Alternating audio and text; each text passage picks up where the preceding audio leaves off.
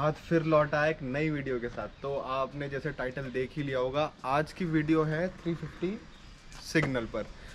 और जैसे कि इस बाइक के बारे में बताऊं, ये 350 सिग्नल स्वयं मेरी है, तो इसके बारे में बहुत अच्छी तरह आज हम प्रोज एंड कॉन्स के बारे में जानेंगे कि इस बाइक के क्या प्रोज हैं और क्या कॉन्स हैं।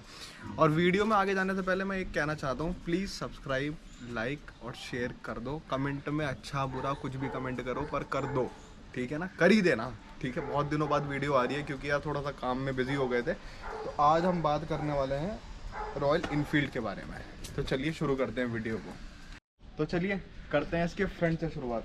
तो जैसे कि आप देख सकते हो, इसकी फ्रंट के ऊपर जो ये ग्रिल लगी है, ये मैंने रॉयल इनफील्ड की ही लगवा रखी है, जो कि मुझे पड़ी थी शायद 1200 रुपीज़ की। बाकी आप देख सकते हो जो उसमें एलॉय व्हील्स हैं, ये सिग्नल में नहीं आते, मैंने ये एक्स्ट्रा लगवाए थे कंपनी में, क्योंकि ये जो डमी में खड़ी थी ना बाइक, तो मैंने उसको बोला कि सेम एज इट इज़ मुझे चाहिए। डमी में ये एलॉय व्हील्स लगे हुए थे, ठीक है। तो अब हम थोड़ा सा इसके ना कलर के बारे में जान लेते हैं। तो जो उसका कलर है ना, ये बाइक मैंने ली सिर्फ इसके कलर के लिए थी। इसमें 500 पहले आती थी डेजर्ट, लेकिन मुझे चाहिए था 350, क्योंकि 500 थोड़ा सा बजट थोड़ा सा ऊपर चली जाती है। तो ये जो था ये बजट फ्रेंडली थी, लेकिन पड़ी तो देखो ये भी महंगी है। बताऊंगा वीडियो के एंड में कि कितने की पड़ी थी, ठीक है। आप जैसे कि देख सकते हो, ये मैंने इसमें आफ्टर मार्केट लाइट लगवा रखी है, हेलोजेंस, रात वात के लिए अगर जाता हूँ कहीं पे मैं, इसके लिए हेलोजेंस लगवा रखी है ये मैंने। और बाकी ये सीट कवर चेंज करा रखा है। आफ्टर मार्केट ये शीशे मिरर्स, जो साइड मिरर्स होते हैं, लगवा रखे हैं। मैं इसकी राय नहीं दूंगा क्योंकि ज़्यादा नहीं दिखता इसमें, लेकिन फिर भी मैं इतना दूर जाता नहीं हूँ कभी कभी, तो इसलिए लगवा रखे हैं, ठीक है। तो चलिए आगे बढ़ते हैं। तो ये थी कुछ चीज़ें जो मैंने आफ्टर मार्केट लगवा रखी है। बाकी तो आप बाइक के बारे में जानते ही हो, उसके बारे में कुछ बताने की ज़रूरत है नहीं। तो अब हम बात करते हैं इसके प्रॉपर ओनर रिव्यू के बारे में। तो मैं आपको पहले ये बता दूं कि मेरे पास इससे पहले भी क्लासिक थी 350, उससे पहले मेरे पास इलेक्ट्रा थी, और उससे पहले मेरे पास स्टैंडर्ड थी, ठीक है। तो ये मेरी 4th रॉयल इनफील्ड की बाइक है। तो समझ सकते हो, अगर रॉयल इनफील्ड का नाम आ रहा है ना, तो समझ लो, भरोसा कर लो, ये बाइक कभी धोखा नहीं देती, ठीक है। सबसे अच्छी बात ये लगी। और जो उसके मतलब प्रोज की बात करूँ, देखो एवरेज बहुत अच्छा है, कोई एवरेज बुरा नहीं है। आराम से मुझे 30-32 दे देती है ये सिटी में, ठीक है। बाकी आपके चलाने के ऊपर है। देखो अगर मैं जैसे मैं अपनी बात करूँ, मैं थोड़ा सा रफ़ चलाता हूँ, ठीक है। रफ़ अगर चला रहा हूँ तो मुझे भी आराम से 25-30 के बीच में ना एवरेज दे देती है। लेकिन ये ना, इसको लेके ना मतलब होता है ना कि थोड़ी सी कि कॉन्फिडेंस ख़राब हो रहा है, ऐसा कुछ नहीं है। बहुत चिपक के चलती है, बहुत प्यारी बाइक है। और देखो यार, इसको ले लिया ना मतलब सही है। इसके बाद क्या मतलब, मैंने 4 बुलेट जैसे चेंज करी। पहले मैं बजाज था, उससे पहले हीरो, सब कुछ लेके छोड़ दिया, ठीक है। लेकिन अब जो मैं इस पर आ गया ना, इसके बाद रुक गया। अब इसके बाद ये है कि सुपर बाइक पे स्विच करेंगे। मतलब इस वेरिएंट में मुझे कोई और बाइक नहीं चाहिए, ठीक है। मतलब 350 400 नहीं चाहिए। अब मुझे चाहिए सीधा 650 या 1300, इस तरह की मतलब सुपर बाइक के बारे में। तो चलिए अब हम इसके बारे में ना थोड़ी सी बात करते हैं। अब देखिए, ये बाइक मैं 11,200 किलोमीटर चला चुका हूँ, ठीक है। तो अभी तक मुझे इसमें प्रोस यही लगे, एवरेज बहुत अच्छा है, बहुत अच्छा। मतलब मेंटेनेंस इतना नहीं है, कम ही मेंटेनेंस है। लेकिन थोड़ा सा ना सर्विस को लेके मैं खुश नहीं हूँ आजकल, क्योंकि जैसे इसको बोलते हैं कि 3 महीने की वो आपका सर्विस फ्री रहे, मतलब वो लेबर चार्जेस फ्री होते हैं, पर ऐसा नहीं होता। कभी कभी वो जैसे कुछ चीज़ चेंज करा रहे हो तो लेबर चार्ज ऐड कर देते हैं।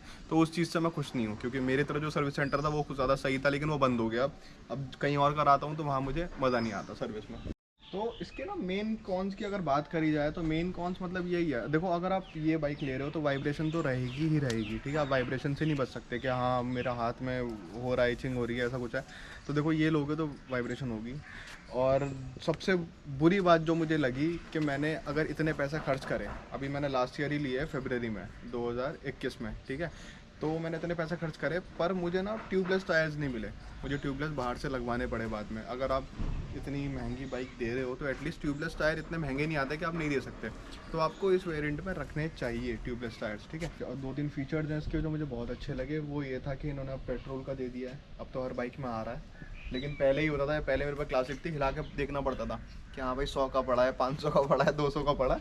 तो ऐसे हम देखते थे। लेकिन इसमें मतलब मैं इसमें अभी भी मुझे आदत वही पड़ी है कि मैं हिला के ही चेक करता हूँ। मुझे ना अब भी इसके इंडिकेटर पे यकीन नहीं आता, क्योंकि कभी कभी लगता है ना 4 लीटर भी पड़ा है तब भी वो इंडिकेट करता है, और कभी कभी नहीं करता। तो वो चीज़ थोड़ी सी मुझे कम लगती है, ठीक है। और जो इसकी ब्रेकिंग है ना, अब एबीएस आ गया, सबको पता है कि इसमें एबीएस आ रहा है। तो एबीएस बहुत अच्छा ऑप्शन ये लाए हैं अपनी बाइक्स में, क्योंकि एबीएस की बहुत ज़रूरत थी इन बाइक्स को।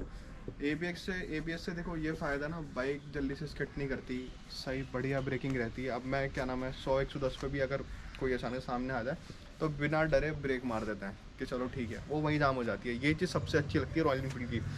और देखो इसमें ना सबसे बड़ा हाथ मेरे पापा का था इस बाइक में। इस बाइक को मेरे गले डालने के लिए वो हुआ क्या, पहले जैसे मेरे पास 200 RS थी, उससे पहले NS थी, उसके बाद मैंने KTM ली, सब कुछ लिया। उसमें ना बंदा लगता है बैठती भगाओ भगाओ भगाओ, पर ये बाइक के साथ पता है क्या है, आप बैठोगे ना दिल ही नहीं करेगा भगाने का, दिल करेगा मतलब 80-100 बस।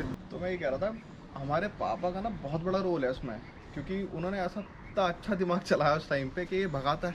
अब भगाने के लिए इसकी स्पीड को तो रोकना पड़ेगा। अब स्पीड को रोकने के लिए उन्होंने ऐसी चीज़ दिला दी, मतलब आदमी भगाते हुए भी सोचे कि हाँ ले भागती तो ये भी है पर उतनी नहीं भागती। पर इसमें क्या है, ये बहुत मतलब एक होता है ना कॉन्फिडेंस चलाने वाला रोड पे कि हाँ भाई एक अच्छी चीज़ चल रही है जो आपको रास्ते में धोखा नहीं दे सकती, ये वही चीज़ है। ठीक है, तो इसलिए मैं खुश हूँ रॉयल इनफील्ड से। बाकी अगर मैं इससे स्विच करना सोचूंगा कि हाँ मुझे स्विच करना है, तो मैं सुपर बाइक को ही सोचूंगा। मतलब इसमें मैं किसी और कंपनी में सोचूंगा कि मैं ये ले लूँ वो ले लूँ, ऐसा कुछ नहीं है।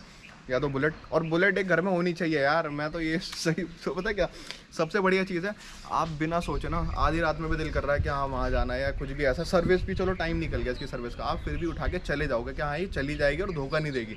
तो ये सबसे अच्छी बात लगती है रॉयल इनफील्ड में। बाकी जो नई नई आ रही हैं वो चलो ठीक है, पर मुझे ये सबसे बेस्ट लगी अपनी सारी बाइक्स में। ठीक है, एक इलेक्ट्रा मुझे अच्छी लगती थी और एक ये मुझे बहुत अच्छी लगी। तो अब इसके रेट्स की बात कर लेते हैं। एक मुझे कितने की पड़ी, क्या प्राइस था इसका, मतलब लास्ट ईयर मुझे कितने की पड़ी। तो ये मुझे पड़ी थी 2,40,000 की। ठीक है, ऑन रोड मैंने ली थी ये नोएडा से, और रजिस्ट्रेशन कराया था मैंने दिल्ली से, क्योंकि वहाँ पे ये मुझे हाथों हाथ मिल गई थी और यहाँ पे मुझे 1-2 दिन में मिल रही थी, हफ्ते में मिल रही थी। तो मुझे एकदम चाहिए थी, क्योंकि मैं सुबह गया था मुझे चाहिए थी, मैंने कहा मुझे अभी लेके जानी है, तो मुझे यही कलर मिल गया था। तो वो मुझे नोएडा में मिला था, जिसकी मैंने लास्ट वीडियो डाली थी, उसी शोरूम से मैंने ली थी। और इसके 10,000 के मुझे पड़े थे एलॉय व्हील्स। ठीक है, तो मुझे टोटल ये बाइक पड़ी थी 2,50,000 की। ठीक है, अभी थोड़े से रेट्स थोड़े से हिले हैं, तो चलिए ख़त्म करते हैं इस वीडियो को। ठीक है, तो चलो नई वीडियो नए उसके साथ लौटते हैं, और बाकी लाइक सब्सक्राइब और शेयर ज़रूर करिए। बाकी हम नई वीडियो के साथ जल्दी लौटेंगे। ठीक है, तो चलो।